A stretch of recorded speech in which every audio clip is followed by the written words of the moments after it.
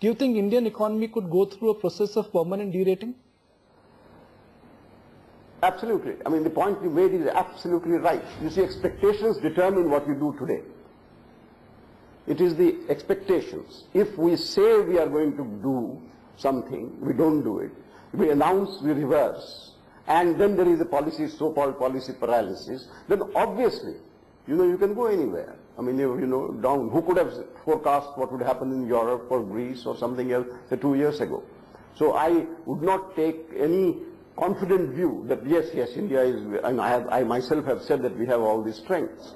But now the environment is such that there is a very negative feeling about what is going on in our policy-making apparatus, in our economic management, in our voices, in differences within the government itself, And so we just have to get on, and I think you've put the right, the right point you have made is that time is not there. People have been waiting, and we have been saying we would do it, but we don't. So yes, 6 months that you have said, or 3 months is the time horizon that I would accept as extremely important, that there is no time to wait and watch, that you just have to get on with it. Right, Dr. Jalan, my colleague painted a very bleak picture, and I'm going to add on to those woes.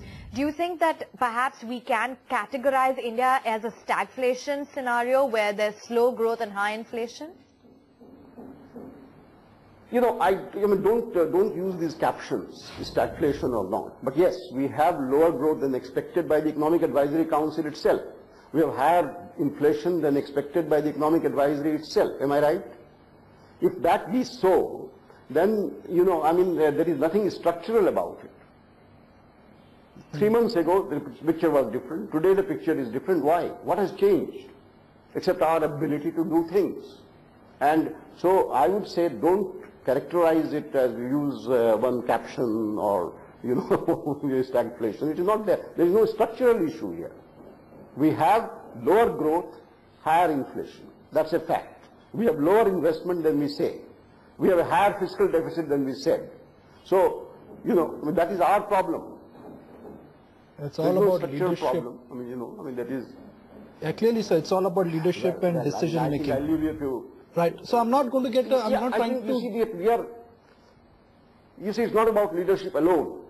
It's about us also, as citizens.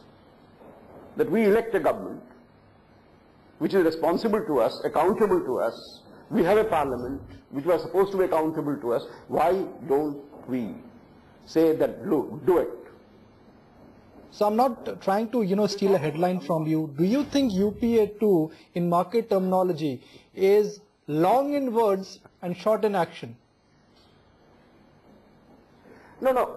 You see, I think let me say so. It is not UPA 1 or UPA 2. They are the same people, brilliant people, excellent people, no doubt. You see, you have a higher majority of the largest party in UPA 2 than you had before. It's a systemic problem. I mean, it's a systemic problem in the sense that why do you have different ministers talking differently? What is the constitutional design? Collective responsibility of the government. Am I right? That is the line. The cabinet is collectively responsible to parliament. Now, do you see that collectivity? Everyone is on his or her own. Now you can find an excuse. Yes, they belong to different parties. Then if they belong to different parties, they can't have different policies and be in the cabinet. You just think about it.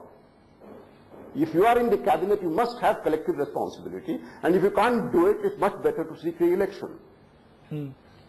Right. So you've really painted a rather scary scenario for me, but necessity is the mother of invention, and it's only in times of adversity, things happen in India. What is the good news? No, I think, you see, we are not there yet, so-called adversity. If you look at the 91 crisis, it was known. Am I right? We were pledging our gold, we were doing this, we were doing that, and why did we have this huge crisis? Because we wait. We wait for the crisis before we can take a strong action. Why? Why not do it now, when there is universal voice, every citizen, public, the media, everybody is talking about lower growth than expected. Those same people, high authorities who were talking about a growth projection, they have revised it downwards. They were talking about an inflation projection, they have revised it upwards.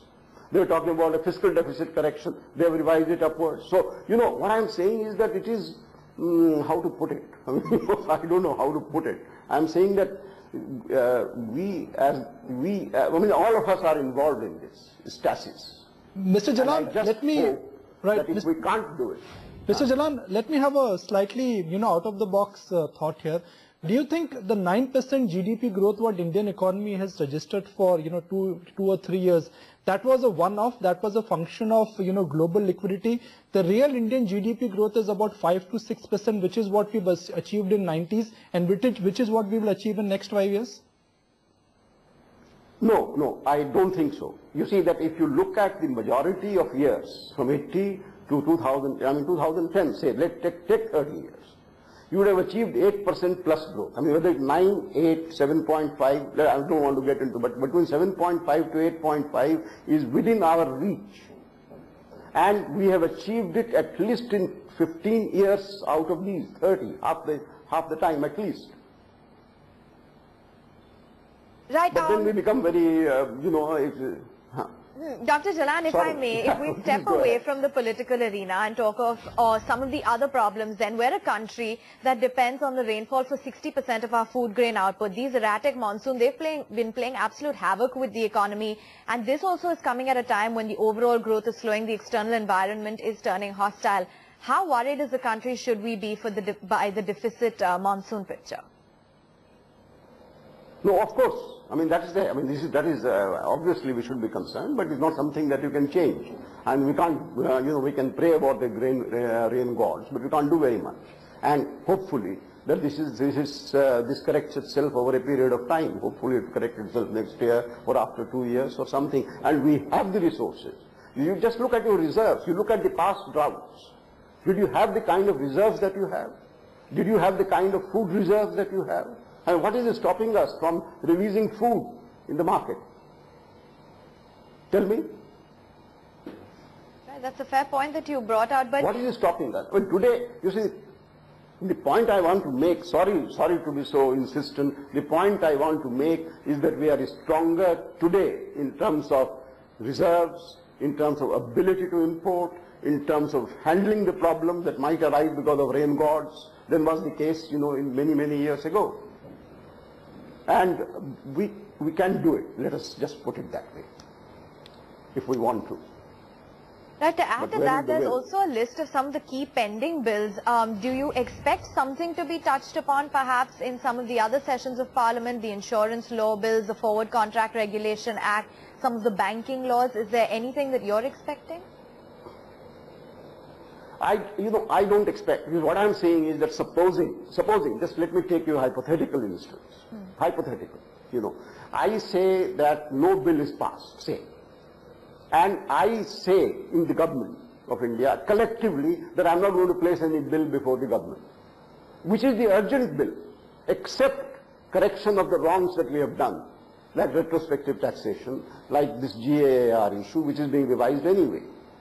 So you take action which is corrective, and you say that we just move on, that every minister is accountable for fulfilling the target that he set about roads, about railways, about deficit, about whatever you say, ports, aviation, air.